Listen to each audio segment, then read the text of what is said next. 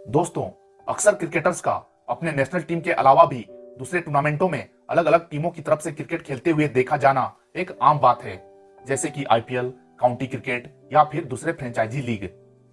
लेकिन इसी क्रम में एक सवाल यह भी पैदा हो जाता है कि क्या कोई क्रिकेटर अपने करियर के दौरान दो देशों की नेशनल टीम की तरफ से इंटरनेशनल क्रिकेट खेल सकता है? तो इसका जवाब है हाँ, और ऐसा करने वाले उस पहले क्रिकेटर का नाम है केपलर वेसल्स, जिन्होंने साल 1982 से साल 1985 तक ऑस्ट्रेलिया की तरफ से इंटरनेशनल क्रिकेट खेला और बाद में वो साल 1991 से लेकर 1994 तक साउथ अफ्रीका के नेशनल टीम का हिस्सा रहे। उन्होंने न केवल इन दोनों टीमों की तरफ से क्रिकेट खेला, बल्कि अपने प्रदर्शन से वर्ल्ड क्रिकेट में अपनी एक अलग पहचान भी बनाई। तो चलिए आज की वीडियो में हम बात करते हैं इसी क्रिकेटर की जिंदगी और करियर के बारे में। 14 सितंबर 1957 को साउथ अफ्रीका के ब्लोमफोंटेन नामक शहर में जन्मे केपलर क्रिस्टोफर वेसल्स अपने पिता टेवी और मां मार्गरेट के दूसरे बेटे हैं। केपलर के एक बड़े भाई भी थे जो 11 साल की उम्र में निमोनिया की वजह से इस दुनिया को छोड़कर चले गए। उनका जन्म भी 14 सितंबर को ही हुआ था और उनका नाम भी केपलर ही था। इसीलिए उनके माता पिता ने बड़े बेटे के याद में अपने दूसरे बेटे का नाम भी केपलर रख दिया था। प्रतिभा के धनी केपलर वेसल्स अपने स्कूल के दिनों से ही सभी तरह के स्पोर्ट्स एक्टिविटी में हिस्सा लिया करते थे। उन दिनों केपलर वेसल्स को रग्बी खेलना और स्विमिंग करना सबसे ज्यादा पसंद था। बाद में वो टेनिस भी खेलने लगे। इस दौरान वो शौकिया तौर पर क्रिकेट भी खेल लिया करते थे। उन्हें क्रिकेट की शुरुआती तालीम उनके बहन के बॉयफ्रेंड रहे जोहान वॉलस्ट्रीड नाम के एक लड़के ने दी थी। वैसे तो केपलर पहले तैराकी में अपना कैरियर बनाना चाहते थे और वो इसमें काफी अच्छे भी थे, लेकिन 9 साल की उम्र में उन्हें किडनी से संबंधित एक गंभीर बीमारी हो गई, जिसमें केपलर मरते मरते बचे। इस घटना के बाद केपलर ने अपने पिता की बात मानकर तैराकी को छोड़ क्रिकेट में अपना करियर बनाने का फैसला किया, जिसमें एक बार फिर उनकी मदद की जोहान वॉलस्ट्रीड ने। क्योंकि वो उन दिनों ग्रे कॉलेज टीम के कैप्टन थे, तो उन्होंने केपलर को नेट प्रैक्टिस में आने की इजाजत दे दी, जहां वो केपलर को प्रॉपर क्रिकेट की ट्रेनिंग देने लगे। 9 साल की उम्र में ही केपलर ने स्कूल क्रिकेट में खेलते हुए अपना पहला शतक भी बना दिया और फिर बाद में फ्री स्टेट अंडर 13 टीम में भी चुन लिए गए। केपलर ने सीजन 1973-74 के दौरान ऑरेंज फ्री स्टेट की तरफ से खेलते हुए फर्स्ट क्लास क्रिकेट में अपना डेब्यू किया। धीरे धीरे उन्होंने अपने खेल की बदौलत डोमेस्टिक क्रिकेट में अपनी पहचान बनानी शुरू कर दी। इसी दौरान साल 1976 में वो ससेक्स की काउंटी क्रिकेट खेलने वाली टीम के साथ भी जुड़े और वहां भी उन्होंने अपने प्रदर्शन से सभी का ध्यान अपनी तरफ खींचा। अन्य क्रिकेटरों की तरह वेसल्स भी बड़े स्तर पर क्रिकेट खेलने के इच्छुक थे। इसीलिए 70 के दशक के अंत में जब कैरी पैकर, जो कि ऑस्ट्रेलिया के बहुत बड़े और जाने माने मीडिया टाइकून थे, ने वेसल्स को Australian world series cricket team की तरफ से वर्ल्ड सीरीज क्रिकेट में खेलने का प्रस्ताव रखा, तो उन्होंने हाँ कर दी। पैकर वेसल्स के टैलेंट को परखना चाहते थे और देखना चाहते थे कि वो वर्ल्ड सीरीज क्रिकेट में खेलने के लिए तैयार है या नहीं। इसीलिए जब वेसल्स सिडनी पहुंचे तो उन्हें लोकल वेवरली क्लब में ट्रायल के लिए भेजा गया।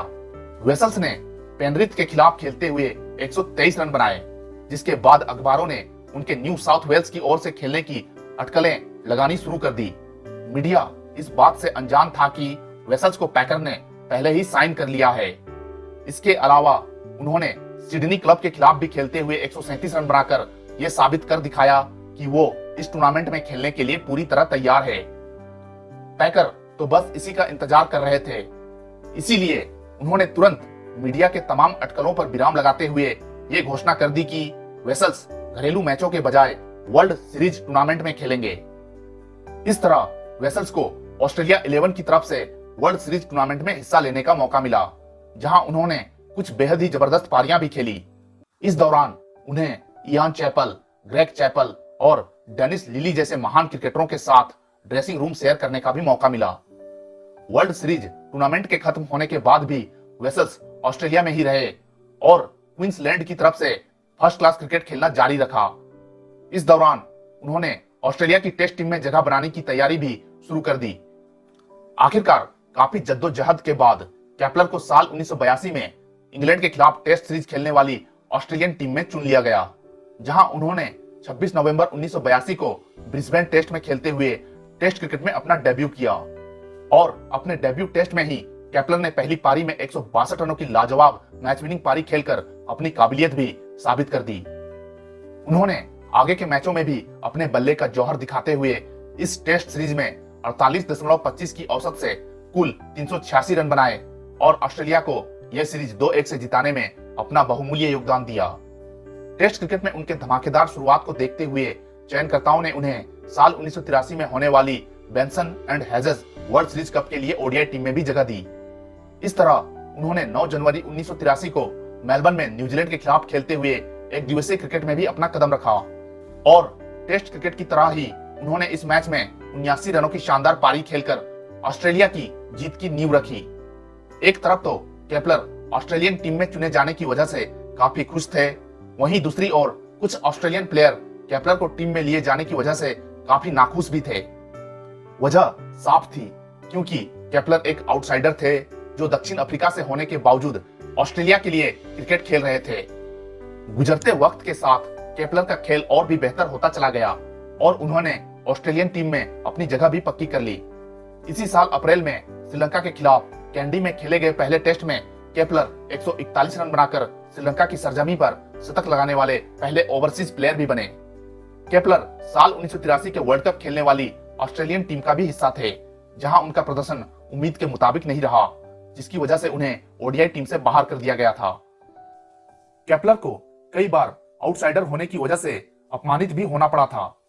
ऐसी ही एक घटना है साल 1983 की, जब ऑस्ट्रेलिया के प्राइम मिनिस्टर मैल्कम फ्रेजर ने ऑस्ट्रेलियन टीम के लिए सीजन 1982-83 के एशेज सीरीज जीतने की खुशी में एक कॉकटेल पार्टी रखी, जहां उन्होंने सभी ऑस्ट्रेलियन खिलाड़ियों से हाथ मिलाया, लेकिन जब वो केपलर वेसल्स के पास पहुंचे तो वो उनसे हाथ न मिलाकर दूसरी तरफ मुड़ गए।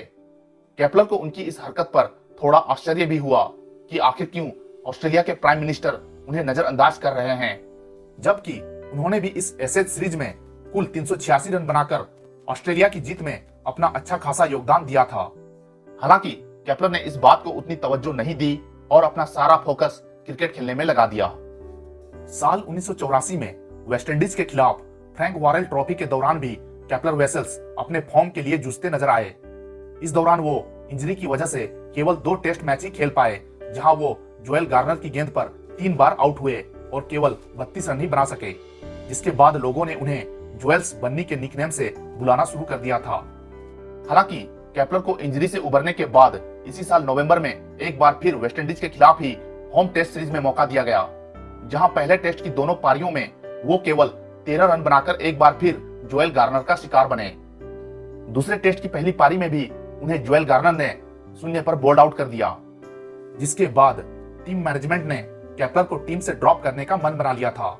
लेकिन दूसरी पारी में केपलर ने 61 रनों की पारी खेलकर अपने आप को अगले टेस्ट से ड्रॉप होने से बचा लिया और फिर आगे के मैचों में उन्होंने जबरदस्त बल्लेबाजी करते हुए 90, 70, 90 और 179 का स्कोर बनाकर फॉर्म में वापसी की और साथ ही टीम में अपनी जगह भी कायम रखी।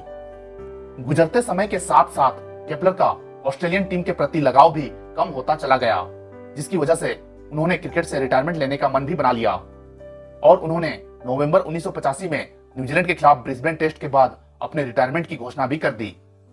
क्रिकेट से रिटायरमेंट के बाद वो अपने हम वतन साउथ अफ्रीका लौट आए और वहां डोमेस्टिक क्रिकेट खेलने लगे।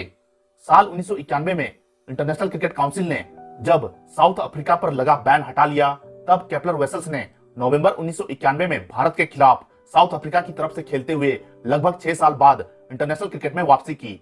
दरअसल साल 1982 से साल 1990 तक रंग भेद आंदोलन की वजह से साउथ अफ्रीका पर इंटरनेशनल क्रिकेट खेलने पर बैन लग गया था, जिसकी वजह से ही केपलर को ऑस्ट्रेलिया की तरफ रुख करना पड़ा था।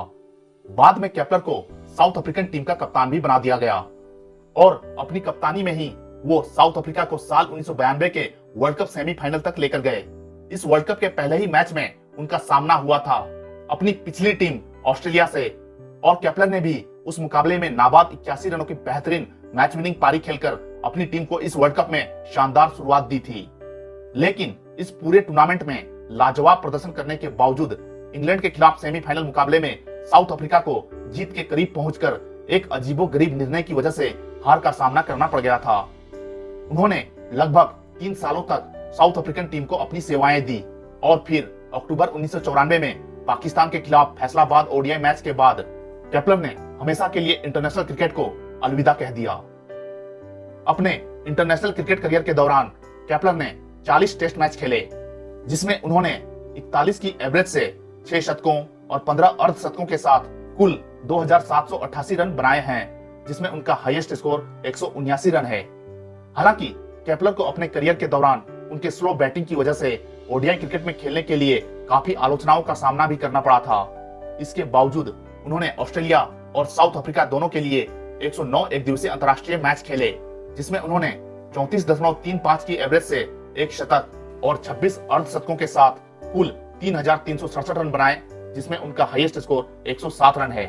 इस दौरान वो ओडीआई क्रिकेट में एक बार भी शून्य पर आउट नहीं हुए, जो कि आज भी एक रिकॉर्ड ही है। क्रिकेट से रिटायरमेंट लेने के बाद भी वो बतौर कोच क्रिकेट से जुड़े रहे। इस दौरान उन्होंने साउथ अफ्रीका के डोमेस्टिक टीमों के अलावा इंग्लिश काउंटी टीम नॉर्थैम्पटनशायर को बतौर कोच अपनी सेवाएं दी। साल 2008 के आईपीएल सीजन में वो चेन्नई सुपर किंग के कोच रहे। साल 2018 में वेसल्स क्रिकेट ऑस्ट्रेलिया के सप्लीमेंट्री रेफरी पैनल के सदस्य भी बने। उनकी पर्सनल लाइफ की बात करें तो उन्होंने साल 1979 में अपनी गर्लफ्रेंड रही सैली डेनिंग से विवाह किया। सैली मूल रूप से ऑस्ट्रेलिया की रहने वाली है और उन दोनों की मुलाकात साल 1978 में वर्ल्ड सीरीज क्रिकेट टूर्नामेंट के दौरान हुई थी। बाद में उन दोनों ने शादी कर ली और 2 बच्चों के माता पिता भी बने, जिनमें उनका बेटा रिकी वेसल्स भी एक क्रिकेटर ही है। तो दोस्तों, ये तो थी साउथ अफ्रीका के जाने माने क्रिकेटर केपलर वेसल्स की जिंदगी और करियर से जुड़ी एक छोटी सी दास्तां। ऐसे ही और भी इंटरेस्टिंग टॉपिक के साथ आपसे मिलता हूं अपने अगले वीडियो में। तब तक के लिए बाय।